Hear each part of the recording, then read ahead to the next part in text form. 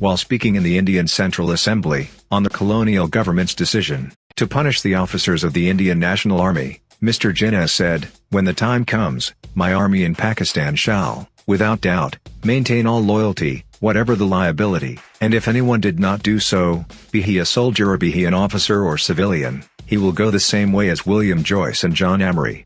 The two members of the English elite, the later a son of the Secretary of State for India, were executed for supporting Hitler during the Second World War.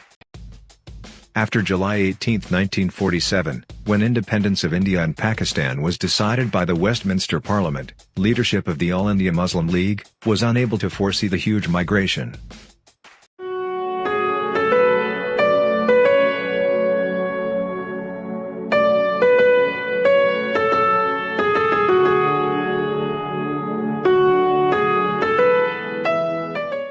UNHCR estimates 14 million Hindus, Sikhs and Muslims were displaced during the partition. Scholars call it the largest mass migration in human history. Nigel Smith, in his book Pakistan, History, Culture, and Government, calls it history's greatest migration. India and Pakistan won independence in August 1947, following a nationalist struggle lasting nearly 3 decades. It set a vital precedent for the negotiated winding up of European empires elsewhere. Unfortunately, it was accompanied by the largest mass migration in human history of some 10 million. As many as 1 million civilians died in the accompanying riots and local-level fighting, particularly in the western region of Punjab, which was cut in two by the border. Mr. Jinnah hired a British consultant to manage the migration activities before the independence. After experiencing the unexpectedly huge numbers of refugees, British consultant was unable to manage, admitted his failure, and resigned. Mr. Jinnah assigned task to Brigadier Ayub Khan, and asked him to manage the migration activities, and provide timely and maximum support to the refugees.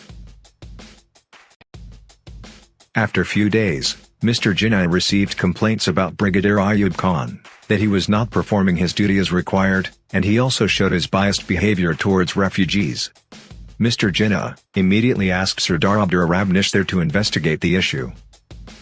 After a couple of days, Sardar Abdurrahman Nishther presented the investigation report to Mr. Jinnah.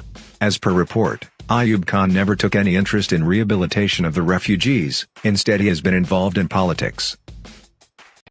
Mr. Jinnah wrote on the investigation report by himself, that, "I know this army officer, he has been involved in politics, instead of his job.